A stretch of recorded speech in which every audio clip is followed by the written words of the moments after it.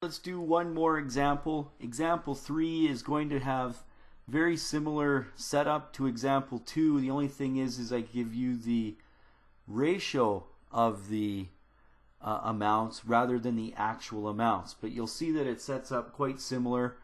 It says a bone fragment from an ancient campsite is found to have 32% of the original carbon-14. So they're telling you that your final amount N is 32% of the original, which means the original amount must have been 100%. If the half-life is 5,730 years, we want to know how old this thing is. So you may be given a ratio in a percent or in a decimal form. You just got to remember that if it's in a percent, it would have been out of 100. If it was in a decimal, it would have been out of 1. So you always would know if they give you a ratio, the comparison of one to the other. I'm not saying it's 32 grams. It would only be 32 grams if you were given 100 grams. So it's just giving you the ratio for how much you had to how much you started with.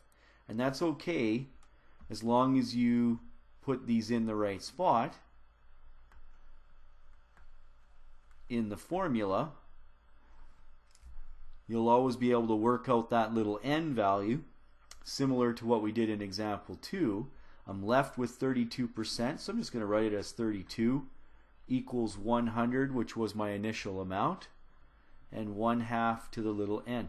Again, we isolate the 1/2 to the n, so this gives us 0.32 equals 1/2 to the n. And again, we do that, take the log of both sides to get the n from being an exponent.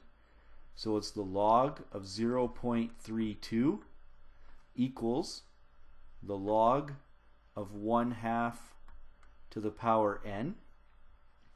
The power law for logs will take that exponent and put it out front. So it equals n log 1/2. And then divide by log 1/2. Log 0.32 divided by the log of 1/2 equals n. Students really pick up this pattern. You don't even really have to understand a lot about logarithms to be able to solve this type of physics question, because really all you're using is one law, and you repeat this law over and over and over again. Every one of these physics questions will set up the same way. So once you understand the pattern, then you can just repeat, repeat, repeat.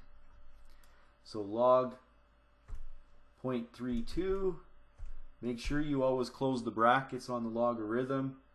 Log 1/2 gives us an n value of 1.64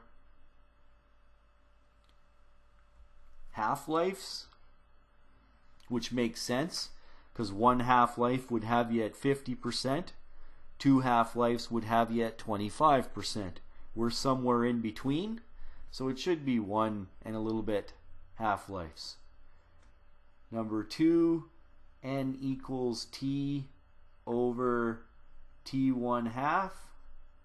So it's 1.64 equals the time over 5,730 years.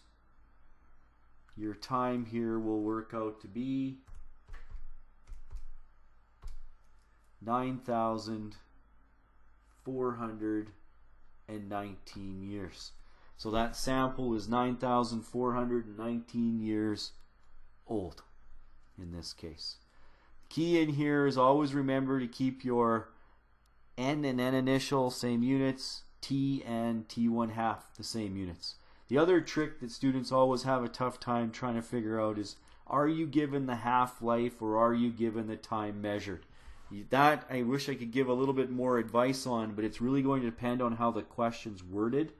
Usually it'll clearly tell you if the time is a half-life, and then the other time would always mean the time that it was observed or that sample was observed for.